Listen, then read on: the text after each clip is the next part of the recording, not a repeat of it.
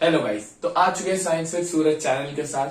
पिछले वीडियो में हमने heating effect of electric current देख लिया था। इस वीडियो में हम बात करेंगे इलेक्ट्रिक पावर की। देखिए, ये पावर चीज क्या होती है। आपने बल्ब के पीछे एक चीज तो देखिए कि ये बल्ब कितने पावर का है। For example 10 what, 100 what. तो ये एक रहती है पावर। अगर हम पावर को डिफाइन करने जाए तो बहुत सिंपल सी डेफिनेशन ये बनती है कि रेट ऑफ डूइंग वर्क, काम करने के रेट को हम पावर कहते हैं।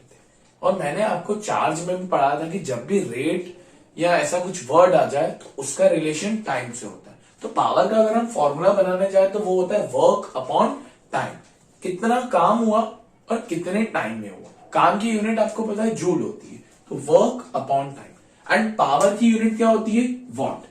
उसका रीजन वॉट इसलिए क्योंकि इन्हें जेम्स वॉट नाम के साइंटिस्ट ने डिस्कवर किया था, तो इसलिए उनको ऑनर करने के लिए वॉट हम यूज करते हैं या डब्ल्यू।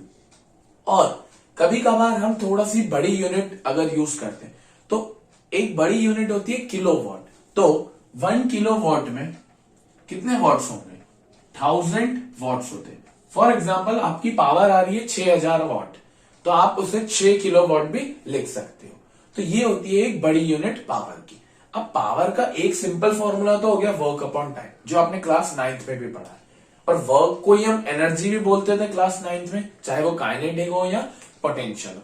तो इसका एक और भी बन सकते हैं कि power is equal to energy upon time. कितनी एनर्जी कंजम्पशन हो रहा है और कितने टाइम में हो रहा है। बट अगर हम पावर पढ़ रहे हैं इलेक्ट्रिसिटी चैप्टर के रिस्पॉन्स में, तो उसके 4 से 5 फॉर्मूले और बन जाएंगे।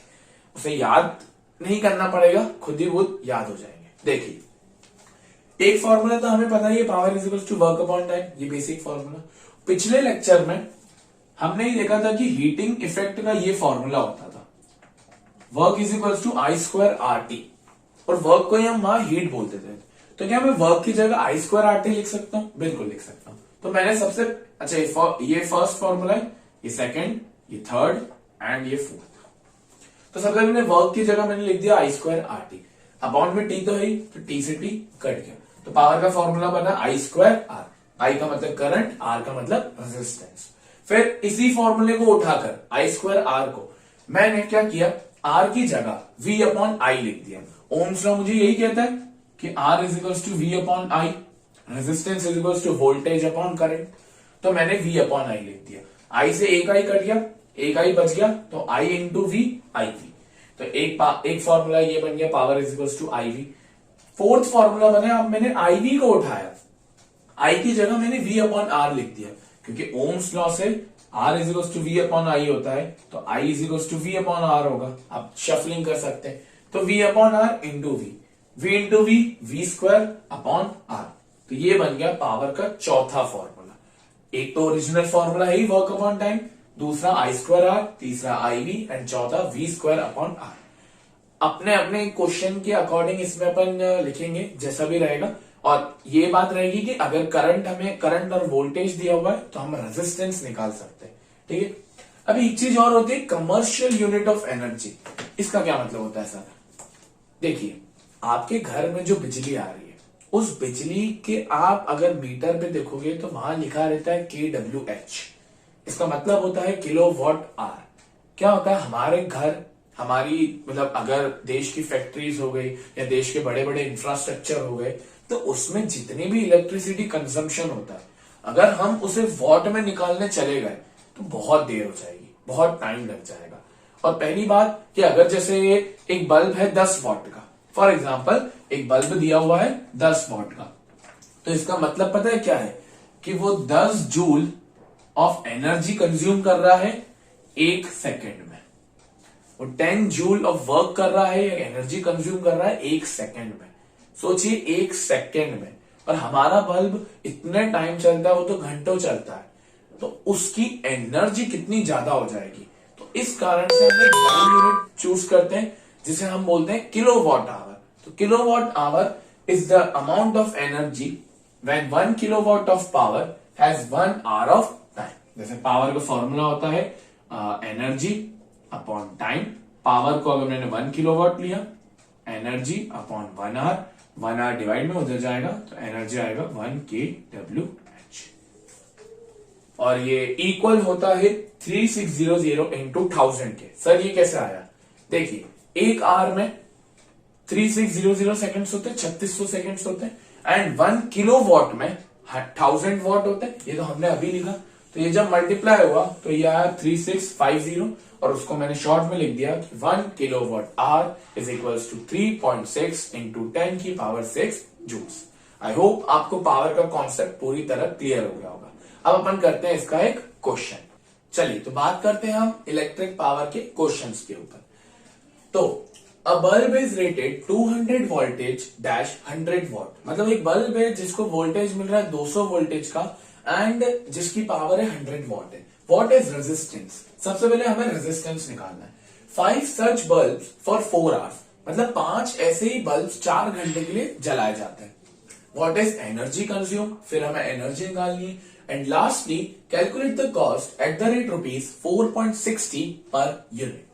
चलिए, तो पहले तो हमें देख लेते हैं क्या क्या दिया हुआ है। सबसे पहले हमें दिया है वोल्टेज जो कि है 200, पावर हमें दी हुई है 100 वॉट जो कि दिया हुआ है, और हमें निकालना है रेजिस्टेंस। तो पहले हम सबसे पहले रेजिस्टेंस की बात करते हैं। तो सबसे पहले वोल्टेज दिया हुआ है। अब वोल्टेज दिया हुआ है मतलब पावर और वोल्टेज का तो कोई रिलेशन नहीं है। बट मुझे चीज याद आ रही है। आपने पावर का एक फॉर्मूला देखा जो कि था power is equals to V square upon R। ये फॉर्मूला था। पावर है 100, V स्क्वायर मतलब 200 का स्क्वायर कितना होगा? 40,000, और अपॉन R, तो R into 100 is equals to, ठीक है, 40,000। 100 नीचे चले जाएगा तो वो जाएगा 1 2 3 4, डिवाइड बाय 100 तो 2 हो जाएगा। तो रेजिस्टेंस कितना आ रहा है? 400 ओम। चलिए, हमने रेजिस्टेंस तो निकाल लिया कि 400 ओम होता है। रेजिस्टेंस के बाद हमें बोल रहा है कि 5 ऐसे ही बल्ब्स 4 आवर्स के लिए चलते हैं। ठीक है, 5 ऐसे ही बल्ब्स। चलिए, तो सबसे पहले हम बात करते हैं, हमें एनर्जी निकालनी है। और एनर्जी आप निकाल रहे हो तो आपको किलोवाट आवर में निकालनी पड़ेगी। तो सबसे पहले जो पावर दी हुई है 100 वॉट, उसको मुझे किलोवाट में कन्वर्ट करना पड़ेगा। तो 100 अपॉन 1000 तो हो जाएगा 0.1 किलोवाट। अब ये एक बल्ब का है ना, ये एक बल्ब का है। ऐसे ही कितने बल्ब है? 5 बल्ब है, तो कितने हो गया? 0.5 किलोवाट। और ये कितने घंटे के लिए चल रहा है? 4 घंटे के लिए। तो ये मैं लिख देता हूं 4 आवर्स। ठीक है, अब मुझे क्या होता है कि पावर होता है एनर्जी अपॉन टाइम। पावर मेरा कितना है? 0.5 किलोवाट। एनर्जी मुझे निकालनी है, टाइम मुझे दिया हुआ 4 डिवाइड में उधर जाके मल्टीप्लाई। 0.5 इंटू 4 आपका आएगा एनर्जी 2 किलोवाट आवर।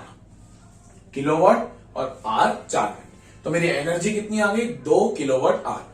अब calculate the cost at the ₹4.60, मतलब अब मुझे कॉस्ट ही निकालनी है। ₹4.60 पे मेरी एनर्जी कंजम्पशन कितना है? 2 किलोवाट आवर। तो मैं इसको किससे मल्टीप्लाई कर दूंगा? 4.60 से। तो मेरा कितना आ जाएगा? 9.2 रुपीज। तो मेरा एनर्जी कंजम्पशन या मेरा बिजली का बिल 9 रुपए 2 पैसे होगा। ठीक है, आई होप आपको क्वेश्चन क्लियर हो गया होगा और इलेक्ट्रिक पावर का कॉन्सेप्ट भी क्लियर हो गया होगा। इसी के साथ हमारा चैप्टर भी एंड होता है electricity. Thank you for watching this video. Next video में हम कोई नया चैप्टर उठाएंगे। Thank you, Radhe Radhe.